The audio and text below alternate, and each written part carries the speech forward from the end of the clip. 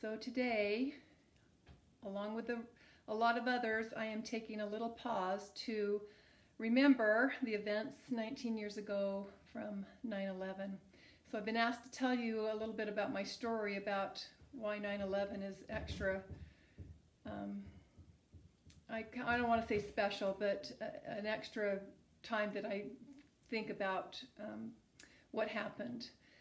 So back in 2011 or 2001, sorry, no, 9. Anyway, I was teaching school, and it was the second period of the day, and I had a consultation period, which simply means that I didn't have any students. So I walked down to the main office for something, and when I walked in the main office, the TV was going on, and there was this building, and it was burning, and I said to the secretaries, well, what's going on? And they said, well, there was a bomb that went off at the Pentagon. And I said, a bomb at the Pentagon? And that was the first reports that we were getting, with what happened. And then, then they said, and there was also a plane that went into the Twin Towers in New York. And I said, what? So I immediately went back up to my room, and I turned on the TV and started to watch the unfolding of the day. And the reason that this is so powerful for me, and I have so many memories of it, is because just 3 months and 6 days before this happened, I stood on one of the Twin Towers. So we had gone back with Kearns High School, the drama team, the drama club, whatever, had decided to go back to go see some Broadway musicals. And so I kind of went along, and it's the first time I'd been in New York to stay. I'd flown in and out, going to Europe back and forth, but I'd never really been in New York, and I'd really never stayed in New York. So it was my opportunity to go and at a fairly decent price, go see Broadway musicals and get a feel for New York.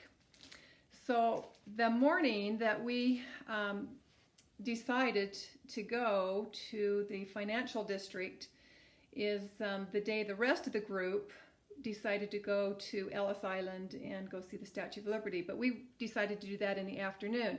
We wanted to go to the financial district and check that out. There was only 6 of us in the group that went. So I was with Steve Miller and his wife, and then Milo, my friend, and then 4 other students, I guess. So I guess it was 8 of us. Anyway, so we went there, and we went into the Twin Tower, and if you were ever there, you just look at those towers, and they are just this magnificent monument. And we walked into the lobby of one of the Twin Towers, and I just remember standing there thinking, oh, it's $13.50 to ride the elevator to be on top of this building. Do we want to do that? And we hem-hawed around, and God, we don't want to spend $13.50 to do that. Well, we finally decided, well, we're here in New York, we might as well just get on the elevator and go up there. Well, one of the best money I've spent is being able to do that. So we got on there, and I remember walking around, and you could see over to Ellis Island, and you could see, it was just a beautiful, clear, blue day in New York City.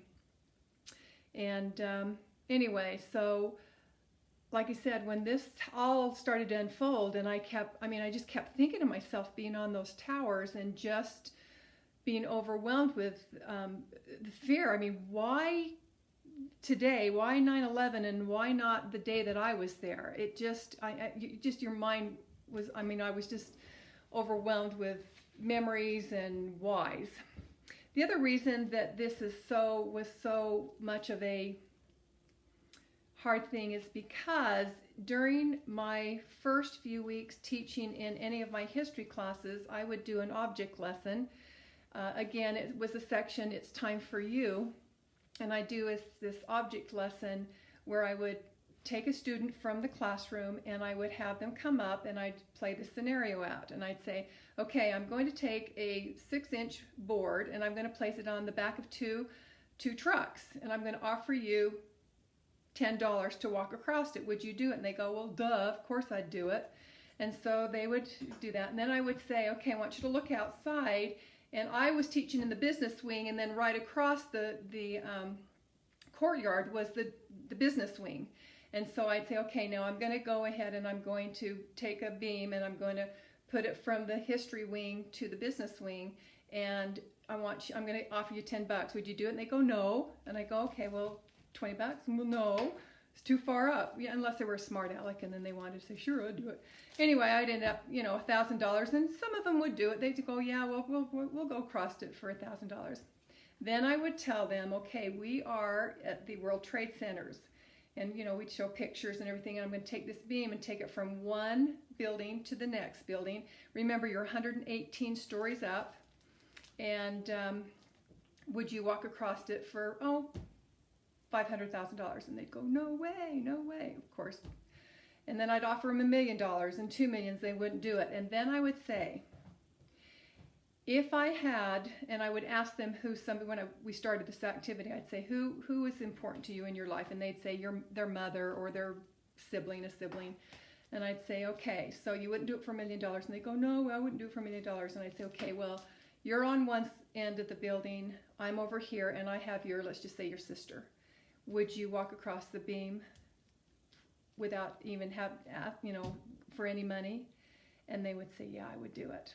So I have used these twin towers in my classes for years and years and years as they would write one of their first big assignments, which is writing their personal constitution. So they understood what was important in their life.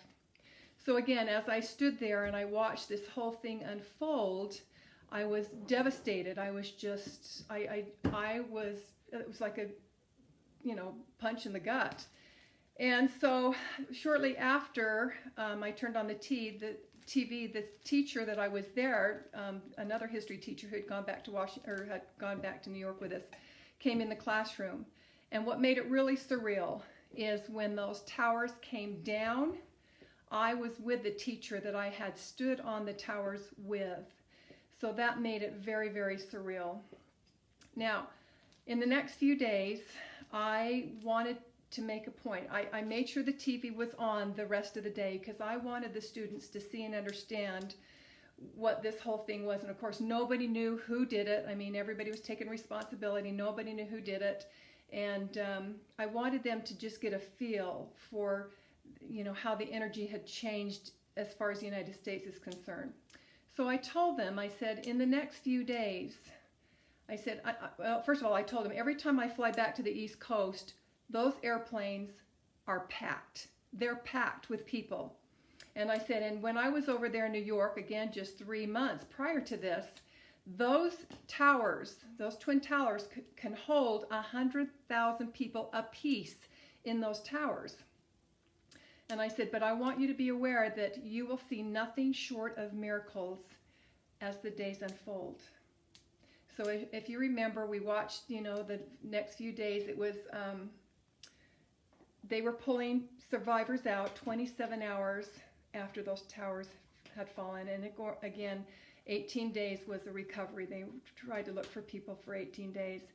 It was so surreal as I would go home because I would pass the Army National Guard, and that's where the helicopters would come up. And every day that's the road I took and I would pass, and to see those big barriers that they would put up, so people couldn't come into the parking lots was just surreal. And again, no planes. I mean, you don't realize what an impact that has when you don't hear planes in the sky and you don't see them. It was just this quiet, eerie feeling throughout the United States.